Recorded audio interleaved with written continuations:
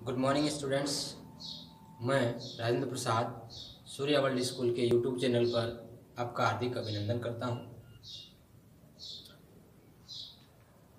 हम पढ़ रहे थे कक्षा 9 का चैप्टर 6 लाइंस एंड एंगल्स, रेखाएं और कोण।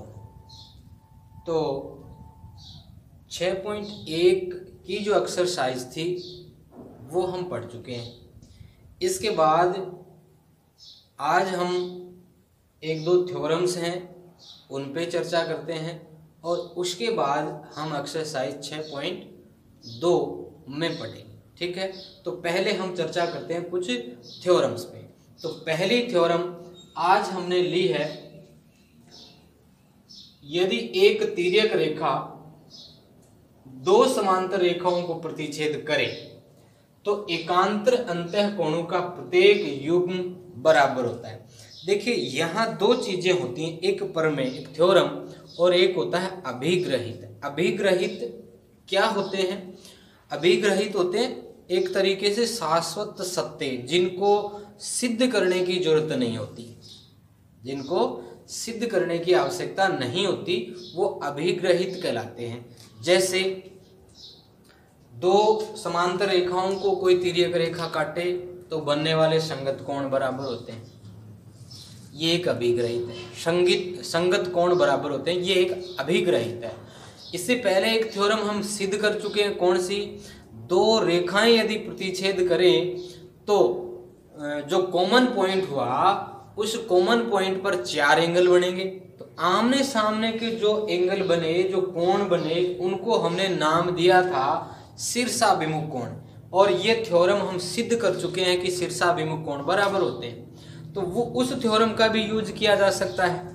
ठीक है, और वो जो शाश्वत सत्य, जो अभिग्रहित का मैंने जिक्र किया कि दो समांतर रेखाओं को कोई तिर्यक रेखा काटे तो बनने वाले संगत कोण बराबर होते हैं, उसका भी हम यहाँ यूज कर सकते हैं। ठीक है, तो चलिए स्टार्ट करते हैं। यदि एक तिर्यक रेखा दो समांतर रेखाओं को प्रतिच्छेद करे तो एकांतर अंतःकोणों का प्रत्येक युग्म जो है वो बराबर होता है। ठीक है, देखिए दो समांतर रेखाओं का जिक्र हो रहा है। हम मान लेते हैं कि एक समांतर रेखा ये है, दूसरी समांतर रेखा, ये दो समांतर रेखाएं हो गई। इसको मैं AB लिख देता हूं और इसको मैं CD लिख देता हूं। ठीक है, एक तिर्यक रेखा का जिक्र हो रहा है, हम मान लेते हैं कि ये वो कोई तिर्यक रेखा है। क्लियर है, ये वो कोई तिर्यक रेखा है। अब हमें सिद्ध क्या करना है वो देखिए, एकांतर अंतःकोण कोण जो हुए, एकांतर अंतःकोण कौन से? ये एक्सरसाइज शुरू करने से पहले कोणों के बारे में मैंने आपको थोड़ा बता दिया था, परिचय करवा दिया था कि संगत कोण कौन से होते हैं, एकांतर कोण कौन से होते हैं, एकांतर अंतःकोण कौन से, एकांतर बहिष्कोण कौन से हैं। ठीक है, ये सब जानकारी मैंने आपको दे दी थी। ठीक है, तो अब इस प्रमेय के ऊपर आते हैं। देखिए यहाँ एकांतर अंतःकोणों का जिक्र हो रहा है, तो ये कोण और ये कोण एकांतर अंतःकोण। अंतःकोण क्यों कहलाए? क्योंकि समांतर रेखाओं के बीच में है, बीच में होने के कारण इनको हमने अंतःकोण कहा। ठीक है, यहां तक। अब यदि देखा जाए ये कोण और ये कोण बराबर है, इसी प्रकार ये इधर वाले यदि ये देखे जाए तो ये भी तो अंतःकोण ही है। तो एक युग्म तो ये हो गया, एक युग्म ये हो गया, प्रत्येक युग्म की बात हो रही है, यानी ये युग्म भी बराबर होगा, ये युग्म भी बराबर होगा। क्लियर है यहां तक? तो सबसे पहले हम यहां लिखेंगे हमें क्या बताया गया है, दिया है या गिवन, क्या बताया यहां कि AB is parallel to CD। ये दो समांतर रेखाएं हैं और ये जो रेखा है इसको मैं कह देता हूं भाई PQ है। तो PQ क्या हुई? तिर्यक रेखा, तथा PQ एक तिर्यक रेखा है। ओके, यहां तक। अब इसके बाद हमें सिद्ध क्या करना है? सिद्ध करना है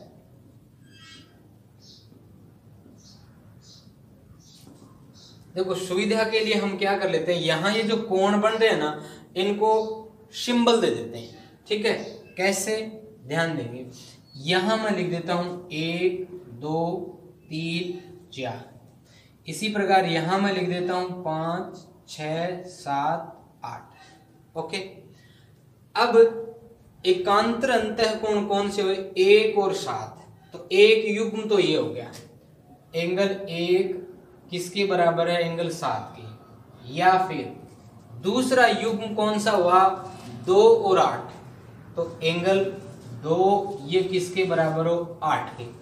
ये हमें सिद्ध करना है। ठीक है, अब देखिए किस प्रकार से सिद्ध करेंगे। मैंने क्या कहा, जो अभिग्रहित हैं उनका यूज हम कर सकते हैं, उनकी सहायता ले सकते हैं। जो थ्योरम हम अब तक सिद्ध कर चुके हैं उसका भी यूज हम कर सकते हैं। ठीक है, हम 1 बराबर 2 प्राप्त करना चाहते हैं। 1 बराबर 2 प्राप्त करना चाहते हैं, कैसे करेंगे वो देखिए। कोण 1 बराबर कौन सा हो जाए? क्या 3 नहीं हो जाए? क्यों? शीर्षाभिमुख कोण हो गए, क्योंकि शीर्षाभिमुख कोण क्या होते हैं? बराबर होते हैं, हम सिद्ध कर चुके हैं। तो कारण लिख देंगे यहां शीर्षाभिमुख कोण। क्लियर है यहां तक? इसे इक्वेशन 1 लगा दिया। तथा अब देखिए 3 और 7 ये संगत कोण है, तो कोण 3 बराबर हो गया कोण 7। कारण लिख देंगे संगत कोण। ये समीकरण 2 हो गया। अब 1 और 2 से यदि 1 और 2 की तुलना करी जाए, समीकरण 1 व 2 से अपने पास क्या संबंध आ जाएगा? तो ये कोण 3 बराबर कोण 7 हो गया, तो 3 की जगह हम 7 रख सकते हैं। क्या रिलेशन आ जाए? कोण 1 बराबर कोण 7। देखिए फर्स्ट पॉइंट हमें क्या प्रूव करना था? कोण 1 बराबर कोण 7। क्लियर है? तो एक युग्म तो क्या हो गया? बराबर हो चुका है। इसी प्रकार से हम क्या सिद्ध कर सकते हैं? 2 बराबर 8 है। कैसे? अब की बार हम क्या करेंगे?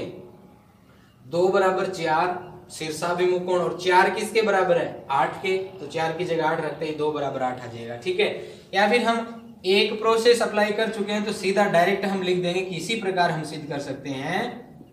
इसी प्रकार हम सिद्ध कर सकते हैं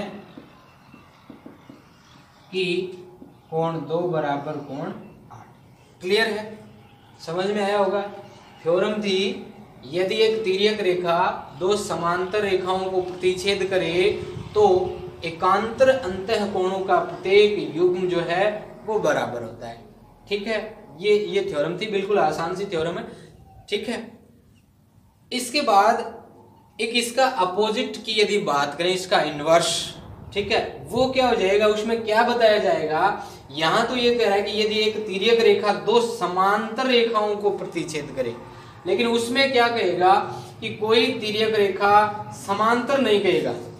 कोई तिर्यक रेखा 2 रेखाओं को इस प्रकार प्रतिच्छेद करे कि वहां पर बनने वाले एकांतर अंतःकोण का प्रत्येक युग्म या एक युग्म, प्रत्येक की बात नहीं कहे तो कम से कम एक युग्म का जिक्र करेगा। एक तिर्यक रेखा 2 रेखाओं को इस प्रकार प्रतिच्छेद करे कि एकांतर अंतःकोण का एक युग्म परस्पर बराबर हो, तो वो 2 रेखाएं जिनको तिर्यक रेखा काट रही थी वो क्या होंगी? समांतर होंगी। ठीक है, ये इसका विपरीत हो जाता है। तो वहां दिया हमें क्या आ जाएगा? कोण 1 बराबर 7 आ जाएगा। कोण 1 बराबर 7 ये यहां चला जाएगा। ठीक है, तिर्यक रेखा वो है, सिद्ध क्या करना है? AB is parallel to CD, ये यहां आ जाएगा। AB is parallel to CD यहां आ जाएगा। इसके बाद देखो 2 रेखाएं समांतर कब होती हैं? इनके लिए हम अक्सर क्या करते हैं? 3 पॉइंट काम में लेते हैं। कौन कौन से? पहला पॉइंट, यदि हम प्रूव कर दें कि संगत कोण बराबर है, संगत कोण बराबर है, या फिर हम सिद्ध कर दें कि एकांतर अंतःकोण बराबर है जो यहां दे रखा है, और या फिर हम सिद्ध कर दें क्या? अंतःकोणों का योगफल 180, अंतःकोण जो है वो संपूरक है। तो ये 3 बिंदु हम काम में लेते हैं। यहां पर हम क्या काम में लेंगे? हमें ये तो दे रखा है कि एकांतर अंतःकोणों का एक युग्म जो है वो समांतर है, तो 1 बराबर 7 दिया है, इसकी सहायता से हम सिद्ध करना चाहते हैं कि रेखाएं समांतर, यानी क्या लेके आना चाहेंगे, शाश्वत सत्य जो बताया था मैंने, अभिग्रहित जो बताया था कि संगत कोण बराबर होते हैं, वो लेके आएंगे। ठीक है, 1 बराबर 7, ध्यान देंगे 1 बराबर 7 दिया है, क्लियर, 1 बराबर 7 आपको दे दिया। अब आप क्या करेंगे, या तो 1 के बराबर 3 कर दीजिए, 1 किसके बराबर है, 3 के बराबर है, क्यों, शीर्षाभिमुख कोण बराबर होते हैं, तो 1 बराबर 3 हो गया। अब दोनों समीकरणों को कंपेयर करोगे तो 3 बराबर 7 आ जाएगा, और 3 और 7 किस प्रकार के कोण है, संगत कोण है। संगत कोण बराबर होने का मतलब क्या हो गया, दोनों रेखाएं क्या हो गई, समांतर होगी। क्लियर हुआ यहां तक। देखो जैसा मैंने आपको बताया उसी प्रकार से देखा जाए, यदि एक तिर्यक रेखा दो रेखाओं को इस प्रकार प्रतिच्छेद करे कि अंतःकोणों का एक युग्म बराबर है, तो दोनों रेखाएं परस्पर, ये अभी जो हमने थ्योरम प्रूव करी थी उसका बिल्कुल अपोजिट है। तो यहां आपको क्या बताया गया है, यहां हमें बताया गया है दो रेखाओं को कोई तिर्यक रेखा, तो PQ क्या है, तिर्यक रेखा है, PQ तिर्यक रेखा है, और किस प्रकार से प्रतिच्छेद कर रही है कि एकांतर कोणों का एक युग्म, एकांतर कोणों का एक युग्म तो हो गया 1 और 7, और 2 और 8 ये दूसरा युग्म हो गया।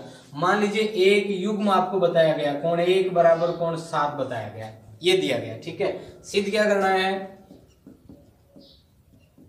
सिद्ध करना है कि ये जो रेखाएं दे रखी हैं AB और CD ये पैरेलल हैं, ये सिद्ध करना है। ठीक है, जैसा मैंने आपको बताया था उसी प्रकार से यदि हम यहां चलें तो आपको क्या दे रखा है, कोण 1 बराबर कोण 7, ये हमें दिया। ठीक है, ये हमें दिया गया है। अब परंतु मैंने कहा था कोण 1 किसके बराबर है, 1 3 के बराबर है, 1 जो है वो 3 के बराबर है, क्यों, क्योंकि ये शीर्षाभिमुख कोण है। ठीक है, और शीर्षाभिमुख कोण बराबर होते ही अपन पढ़ चुके हैं। अब यहां से कंपैरिजन करने पर समीकरण 1 व 2 से अपने पास क्या संबंध आए, कोण 3 बराबर कोण 7 आए। अब कोण 3 और 7 देखिए जो किस प्रकार के कोण हैं, जो संगत कोण हैं, और संगत कोण बराबर हो रहे हैं। ठीक है, समझ में आ रहा है। तो ये एक अभिग्रहित है। संगत कोण बराबर कब होते हैं, कब बनते हैं, जब कोई दो समांतर रेखाओं को कोई तिर्यक रेखा प्रतिच्छेद करे।